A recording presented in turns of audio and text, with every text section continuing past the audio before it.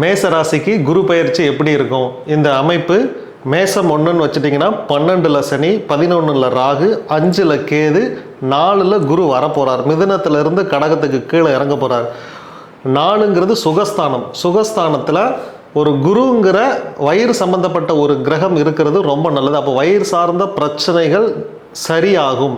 ரெண்டாவது சுகஸ்தானம், ரெண்டாவது வீடு, வாசல், மனை, யோகம், நிலம், கார், இது எல்லாமே வாங்கக்கூடிய ஸ்தானம் 4. இதில் ஒரு கிரகம், அது சுப கிரகம், அதுவும் உச்சமடையுது அப்படின்னா டபுள் ட்ரிபிள் ஜாக்பாட். அதனால் இத்தனை நாளாக என்னெல்லாம் பெண்டிங்கில் இருந்துச்சோ அது எல்லாமே ஜூனில் வரார் அப்படின்னா மேலே உங்களுக்கு இதெல்லாம் கிடைக்க ஆரம்பிச்சிடும். இதில் ஃபாஸ்ட்டாக எப்போ கிடைக்கும் அப்படின்னா ஜூன்லேருந்து ஜூலைக்குள்ளே டக்குன்னு கிடைச்சிடும். இப்போ கிடைக்காதவங்களுக்கு அக்டோபர் 31 கிடைக்க ஆரம்பிச்சிடும். இதை நம்பலாம். இந்த ப்ரிடிக்ஷன் கரெக்டாக ஒர்க் அவுட் ஆகும். மேச ராசிக்காரங்களுக்கு ஒரு மிகப்பெரிய ஜாக்பாட்னே சொல்லலாம். ரெண்டாவது 5ல் ஒரு ஆன்மீக கிரகம் இருக்கிறது நல்லது. 4ல் ஒரு ஆன்மீக கிரகம், 5ல் ஒரு ஆன்மீக கிரகம், இப்படி தொடர்ந்து இருக்கிறது ரொம்ப நல்லது.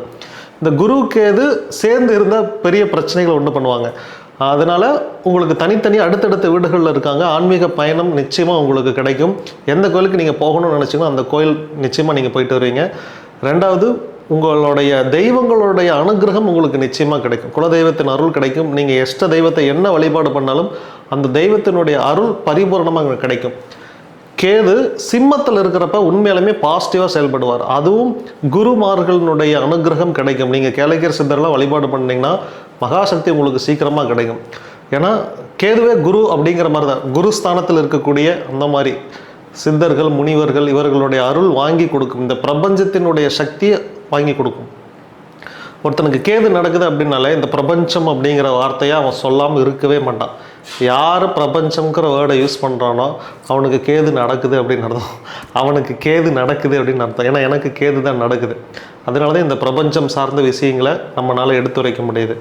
5ல் கேது பாசிட்டிவாக செயல்படும். அதுவும் சிம்மத்தில் இருக்கிறார், ரொம்ப நல்லது. 11ல் ராகு. இந்த ராகு கேதுகளுடைய பண்புகள் பார்த்திங்கனாலே கேது எந்த வீட்டில் இருக்குதோ அதை சுருக்கும், ராகு எந்த வீட்டில் இருக்குதோ அதை பெருக்கும். கேதுங்கிறது உணர்ச்சிகளை கட்டுப்படுத்தக்கூடிய கிரகம், ராகுங்கிறது உணர்ச்சிகளில் தலைவிரிச்சு ஆடக்கூடிய கிரகம். இது போதும் அப்படிங்கிற மனநிலைமைக்கு கொண்டு வந்து விட்டுரும் கேது. ராகு திருப்தியே அடையாது, எவ்வளோ கொடுத்தாலும் திருப்தி அடையாது.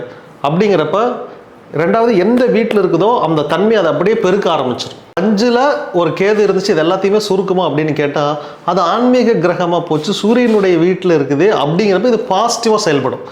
மற்ற வீடுகளில் தீய பலன்களை கொடுத்தாலும் இந்த வீடுகளில் பாசிட்டிவான பலன்களை கொடுக்கும்.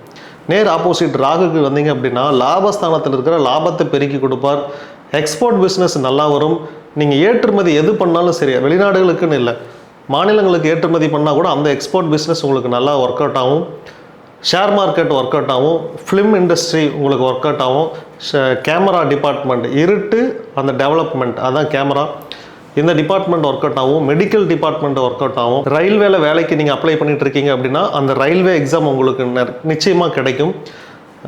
வெளிநாடு போய் தங்கி வேலை செய்ய முடியுமா அப்படின்னு கேட்டால் இதெல்லாமே இந்த ராகு பண்ணி கொடுப்பார். செலவினங்கள் ஜாஸ்தி ஆகுமா அப்படின்னு கேட்டால் அதான் 12ல் சனி இருக்கிறார். செலவினங்கள் கம்மி ஆகும். இந்த சனி குருவினுடைய வீட்டில் இருக்கிறார்.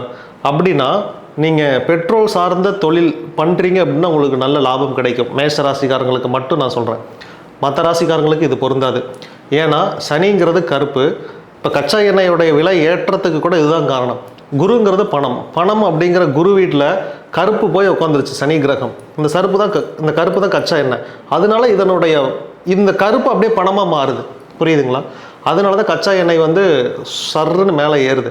பெட்ரோல் அதை சார்ந்த எல்லா பொருட்களுமே விலையேற்றத்திற்கு காரணம் இதுதான். ஓட்டு போட்டாச்சுல, இனி விலை ஏற்றம் இருக்கும். இது நடக்கும். குழந்தை பாக்கியம் கிடைக்குமா அப்படின்னா அது மட்டும் உங்களுக்கு தாமதமாக கிடைக்கும். ஏன்னா 5ல் கேது இருக்குது. இந்த பீரியட் உங்களுக்கு குழந்தை பாக்கியம் தாமதமாக கிடைக்கும். ரெண்டாவது சுக்கிரன் பாசிட்டிவாக இருக்கிறார். உங்களுக்கு முதல் திருமணம் நடக்கும். ரெண்டாவது திருமணத்திற்கு இழுத்துட்டு போகும். முதல் திருமணம், ஃபஸ்ட்டு மேரேஜ் உங்கள் சுய ஜாதகத்தில் நல்லா இருக்குது அமைப்புனா அது நடக்கும். ஃபஸ்ட்டு மேரேஜ் உங்கள் சுய ஜாதகத்தில் டிவோர்ஸில் போய் முடியும் அப்படின்னு இருந்துச்சுன்னா இந்த காலத்தில் டிவோர்ஸ் நடக்கும். இது 2வது திருமணத்தை நோக்கி வழி நடத்தும். ரெண்டுக்கும் மீனிங் புரிஞ்சுக்கோங்க.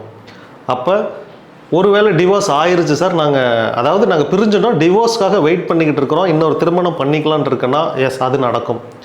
சீக்கிரமாக உங்களுக்கு டிவோர்ஸ் வரும். இப்போ நீங்கள் அப்ரோச் பண்ணுங்கள். ஜூனில் உங்களுக்கு, இப்போ மே மாதம் கோர்ட் லீவு, ஜூனில் உங்களுக்கு நீங்கள் அப்பீல் பண்ணுங்கள், என்ன வேணாலும் பண்ணுங்கள், நிச்சயமாக உங்களுக்கு டிவோர்ஸ் கிடைக்கும். அதுக்கப்புறம் ஜூன், ஜூலை, ஆகஸ்ட்டில் நீங்கள் திருமணம் பண்ணிக்கலாம். ஒரு நல்ல காலமாக இருக்கும். இதெல்லாம் பண்ணுங்கள். ஷார்ட்டாக சொல்லணும் அப்படின்னா, வீடு வாசல் யோகம் இந்த அமைப்பு நல்லா இருக்குது. இதை கேஷ் கொடுத்தே வாங்கக்கூடிய அளவுக்கு குரு பகவான் ஸ்ட்ராங்காக இருக்கார். குழந்தை பாக்கியம் மட்டும் லேட்டாகும். முதல் குழந்தை தான், அதுவும் லேட்டாகும்.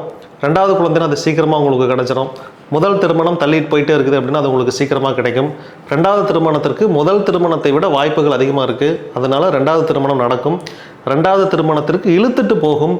யாருக்காவது இல்லை, நான் கொஞ்ச நாள் அமைதியாக இருக்கிறேன், இன்னொரு கல்யாணத்தில் எனக்கு இஷ்டம் இல்லை, டிவோர்ஸ் ஆகிறதுக்கும் எனக்கு விருப்பம் இல்லை அப்படின்னா இந்த காலகட்டம் அமைதியாக இருங்க.